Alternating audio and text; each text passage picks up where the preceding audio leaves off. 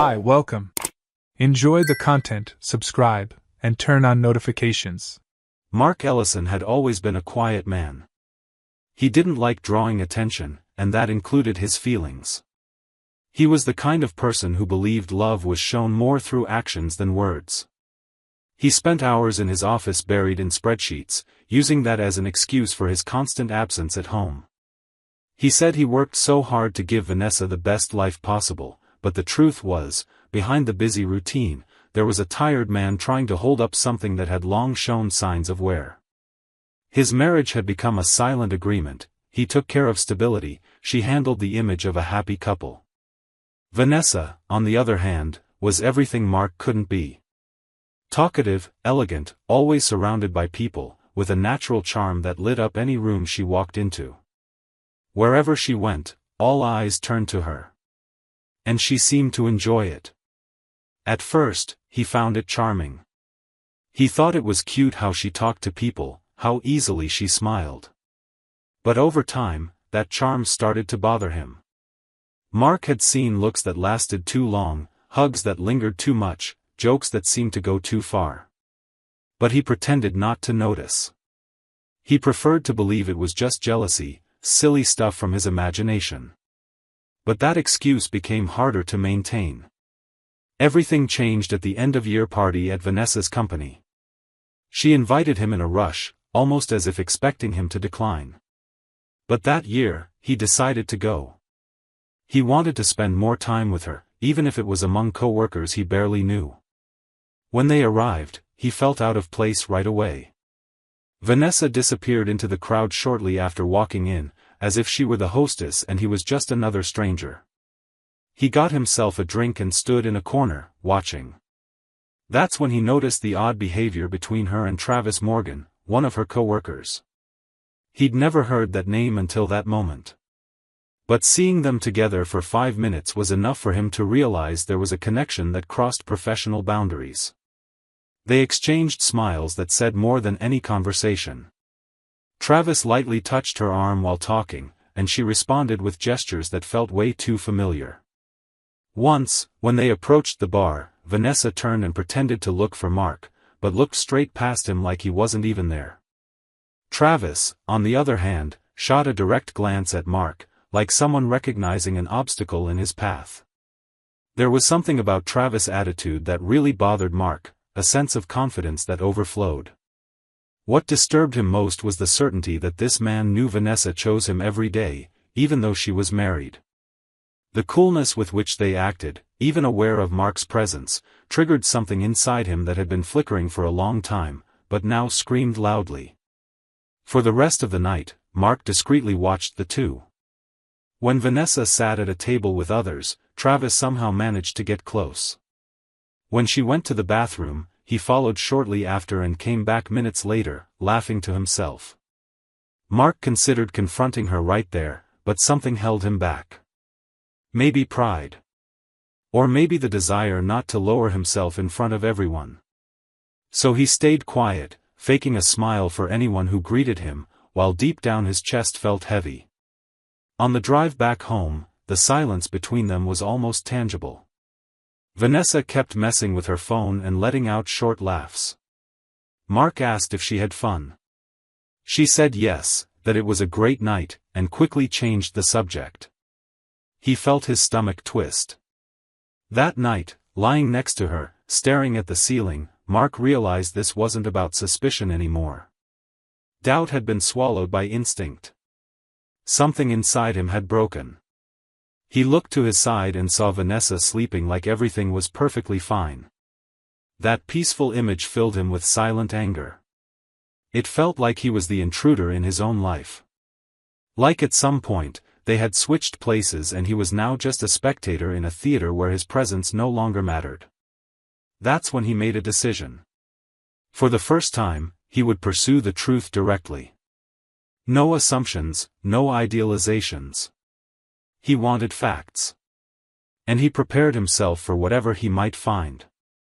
Because deep down, he already knew there was no turning back. Mark woke up different that morning.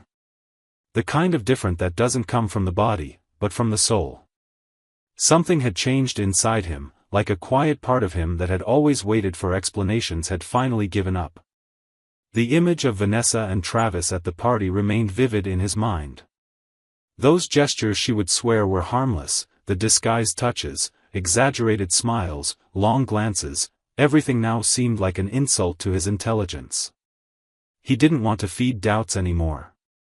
It was time to act with precision, control, and clarity. He got out of bed, dressed calmly, and before even having breakfast, made the call he had planned since the middle of the night. He reached out to Carl Benson. Carl was a well-known name among discreet businessmen. A former cop, he investigated carefully and effectively. Mark spoke firmly on the phone, asked for a quick meeting, and explained the basics. They scheduled a meeting for the evening, and when they met, the conversation was sharp and direct. Mark handed over photos of Vanessa, her usual schedule, names of co-workers, and places she often visited alone. He made it clear he didn't want speculation. He wanted images, times, concrete proof. Carl, experienced as he was, only asked one question before ending the conversation: "Are you ready to see what will completely destroy what's left between you two?" Mark simply answered yes. Because deep down, he already knew what was coming. The following days were long. Vanessa continued smiling, having secret phone calls, exchanging messages in the middle of the night, and making last-minute excuses like corporate events. Mark watched everything without showing any reaction. The more she lied, the more certain he became of what needed to be done. He started sleeping less. Every time she left, his mind raced with theories, none of them innocent. On a Friday around 8 p.m., Vanessa said she had a meeting with the marketing team and might take a while to come back. Mark simply wished her luck and pretended to be distracted with his phone. She left cheerfully, smelling nice, without any apparent guilt. 3 days later, Carl showed up with the evidence. They arranged to meet somewhere off downtown. Mark arrived first, ordered coffee, and waited in silence. When Carl sat down, he carefully opened the folder and slid the photos one by one. Mark didn't need explanations. The images spoke for themselves. Vanessa getting into Travis's car. The two of them dining at a discreet restaurant, holding hands. Clandestine laughter, intimate touches, a closeness impossible to justify as friendship. Then, her entering a hotel with him. The same hotel every time. Mark stared at each image without looking away. He didn't cry. He didn't curse. He just absorbed it all. In the end, he put the evidence into a clean envelope, stood up, and thanked Carl with a handshake. This was the end of doubt. And confirmation of what he had known for far too long. When he got home, Vanessa was on the couch, her laptop resting on her legs. She smiled as if nothing was wrong. He responded with a nod and went upstairs. There, he prepared the envelope, placed all the evidence inside, and walked downstairs. He laid the envelope on the kitchen table and said calmly, "We need to talk." She looked at him, puzzled. When she saw the envelope, she frowned and slowly opened it. The photos spilled onto the table, one after another. For a second, Vanessa froze. Then she picked up one of the pictures, looked at her own face smiling next to Travis, and dropped it back on the table with force. She tried to explain herself, saying it wasn't what it looked like, that he had emotionally drifted away, that everything happened too fast. Mark just stared at her silently. He had already heard similar excuses from other people. Now it was her turn. She moved closer, tried to take his hand, but he pulled back. He simply said, "I've already filed for divorce today. The paperwork should arrive soon." Vanessa widened her eyes. For the first time, panic began to show on her face. She asked if there was any chance of fixing things, if they could talk calmly. He repeated the same sentence, firm, without anger or obvious sadness. "You already made the choice for me." She went upstairs, nervous, probably to call someone or maybe to cry. Mark stayed still, like everything had finally settled. The empty envelope on the table seemed to symbolize what remained of their marriage, memories that, even though real, no longer held any value. The divorce was finalized 2 months after the night Vanessa left the house with a small suitcase and no explanation. Mark showed up at the courthouse without making a scene. He had the documents ready, signed, and his gaze steady. Vanessa arrived a few minutes later, accompanied by a lawyer who talked more than she did. The two exchanged brief nods, avoided any conversation, and signed the papers as if closing a business deal. There were no tears, no drama, no final pleas. When the clerk stamped the last form and pushed the final copies toward them, Vanessa gave a bureaucratic thank you, gathered her papers, and walked out without looking back. Mark remained seated for a few seconds, took a deep breath, stood up, and left. That was the official end. And the beginning of a deeper silence than he expected. The months that followed were tough. Although he was sure about his decision, Mark carried within him the weight of abandonment, humiliation, and shattered trust. He tried to move forward by throwing himself into work. He accepted new projects, doubled his number of meetings, and started running every morning again, a habit he had abandoned during the last years of the marriage. He avoided places he used to frequent with Vanessa. Even avoided songs. Routine became a form of anesthesia. Some close friends praised him for his strong posture, for the maturity with which he handled everything. But what no one saw was what happened at the end of the day, when he took off his shoes and stared at the dark ceiling of his bedroom, questioning how someone who shared so many years of his life could destroy him so coldly. One night, when he got home from work, Mark received a message from Dean, his wedding best man. "Have you seen this yet?" the text read, along with a link to a post. His heart tightened before even opening it. When he clicked, it led directly to a mutual friend's profile.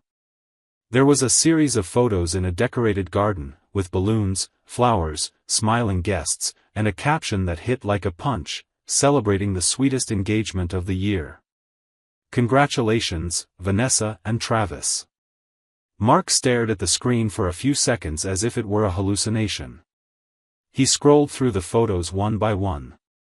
There she was, wearing a light dress and the same smile he knew so well.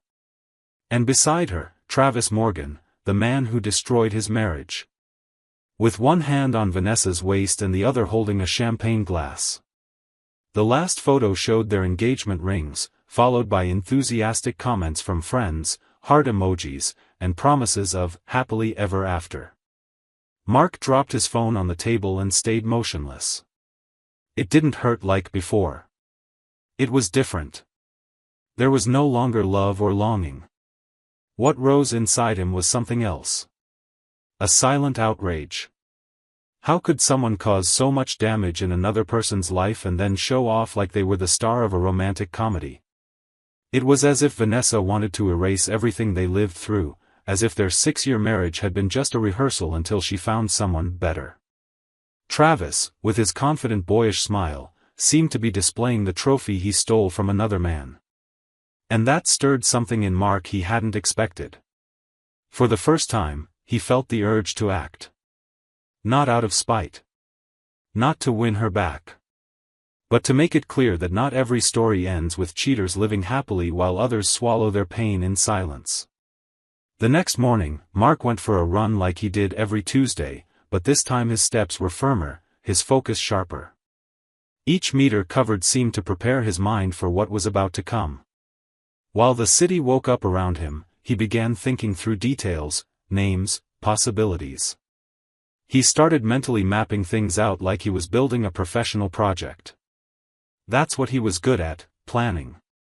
If Vanessa thought the past could be buried with a wedding party and well-edited photos, she was about to learn a lesson she'd never forget. Because Mark wasn't the type to strike impulsively. He was the type who waited for the perfect moment. And the perfect moment was coming. Mark spent days thinking through the details. He didn't want theatrical revenge, the kind that turns into neighborhood gossip. What he wanted was something subtle, precise, done with the same coldness with which he had been betrayed. After seeing Vanessa and Travis publicly celebrating their engagement like nothing had happened, like they jumped straight from infidelity to the altar, something inside him shifted. It wasn't uncontrolled anger. It was calculated indignation. He wanted Vanessa to discover, firsthand, who the man she was about to marry truly was. Travis had destroyed Mark's marriage and seemed to have learned nothing from it. Worse than that, he acted like he deserved a reward. And that was exactly what Mark wanted to dismantle. He remembered Kendra Monroe, a woman he met years ago at a business event. She was an upscale escort, but what stood out most about Kendra was her emotional intelligence. She knew how to enter and exit situations with class. She listened more than she talked. She was beautiful, but also strategic. Mark contacted her via message. He told her only the essentials. He needed her to get close to a specific man, Travis Morgan, and test just how loyal he was to the relationship he proudly displayed. Kendra listened patiently and, at the end, accepted the challenge without hesitation. Men like that always fall. They just need a little push. On the first Thursday night, Kendra went to the bar where Travis usually hung out with his friends. It was an informal spot frequented by young entrepreneurs and rising professionals. She sat alone at the counter, ordered a drink, and pretended to be waiting for someone. Travis noticed her within the first few minutes. He exchanged glances with one of his friends and then approached. He struck up a conversation with a generic excuse, asking if she came here often. Kendra smiled warmly, feigned surprise at the approach, and said she was in town for work, evaluating potential properties for investment. He immediately became interested. And stayed around until the end of the night. When she got up to leave, Travis walked her to the door and asked for her phone number. She gave it to him. At the second meeting, the masks came off faster. Travis suggested a more private location, and Kendra accepted. She pretended to be captivated by his conversation, his compliments, his charm as a successful executive. During dinner, Travis started making comments about how relationships are complicated, and how sometimes people need moments just for themselves. When Kendra discreetly asked if he was in a relationship, he hesitated for a second and replied, "I'm engaged, but nobody needs to know that tonight." She pretended to be surprised, smiled with a mix of seduction and disdain, and said, "Well, then pretend you're single." Minutes later, he leaned across the table and kissed her. Kendra's phone, hidden in her purse in recording mode, captured the entire kiss. And his final line, whispered with a smirk, sealed everything: "My fiancé has no idea I still know how to have fun." The next morning, Mark received the video on his phone. Along with it came a short message from Kendra: "He bit the bait faster than I imagined." Mark watched the video from start to finish with a neutral expression. Not a word escaped his lips. Then, methodically, he saved the video, took screenshots, printed each one, and organized them chronologically. He created a brown envelope, without a sender, only writing "Vanessa Ellison" by hand on the front. He hired a discreet delivery rider to drop it off at her current address. He requested the package be delivered directly into her hands or, if she wasn't available, placed in her mailbox with urgency. And after that, he did nothing else. He just waited. Hours after the delivery, Mark saw Vanessa's name flashing on his phone screen. He ignored the first call. Ignored the second. On the third, he answered. She was crying uncontrollably. Her voice trembled, mixed with anger and confusion. She asked how he had the courage to do that. She accused, stuttered, begged for answers. Mark remained silent for long seconds before responding, "You gave your life to someone who already cheated on you with another woman. I just thought it was fair to show you who he still is." She tried to argue, but Mark ended the call with a short phrase, "This time, you saw it with your own eyes." And he hung up. He hung up without weight. Without excitement. Without a taste of victory. It was simply the conclusion of something that needed to be done. A silent warning, a response without shouting. Mark never wanted to destroy Vanessa. He only wanted her to understand, in a real and undeniable way, what he felt when he was betrayed.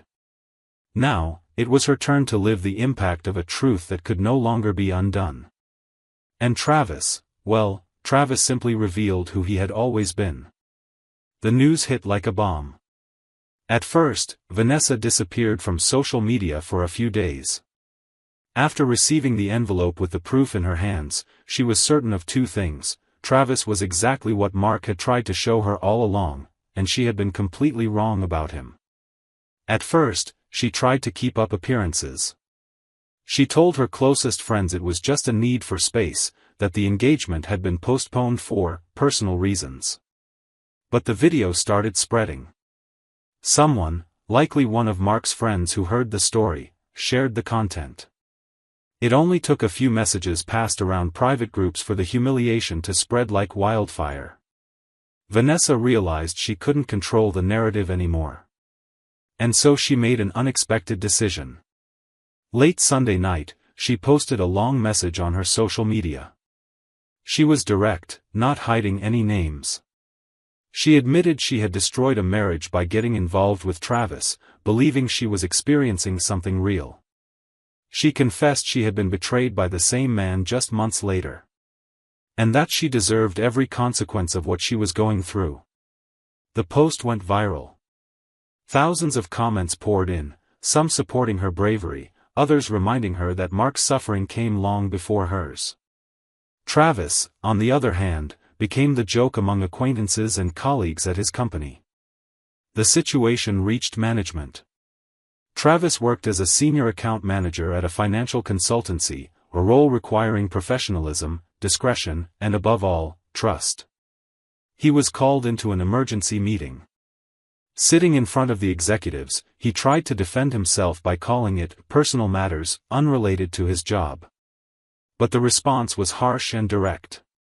If you can't maintain trust within your own household, how can we expect you to uphold it with our clients who entrust you with millions, said the vice president. The atmosphere in the room turned icy. Minutes later, Travis was terminated. No farewell speech. No goodbye party. Meanwhile, Mark followed everything from a distance. He didn't comment, like, or share anything. He continued with his routine, work, and the new life he built far from all of it. Sometimes, he received messages from people witnessing what was happening, wanting to hear his opinion. He responded with silence. Anything that needed to be said had already been proven through action. Vanessa tried to reach out again weeks later. She sent long messages apologizing once more. She said she now understood everything, that she regretted it deeply, that she thought often about what they had together. She suggested meetings, tried calling, even showed up once at his office, stopped at the front desk. Mark remained firm. He looked back only with the certainty that he had made the right decisions. He understood that some people only learn when they lose. And others, like him, are reborn when they stop clinging to those who clearly never stood by them. There was no revenge. There was justice. Silent, precise, clean. And now, the silence that once hurt him had transformed into peace. Thank you for watching the video. If you enjoyed it, don't forget to subscribe to the channel and turn on notifications so you won't miss any updates. See you next time.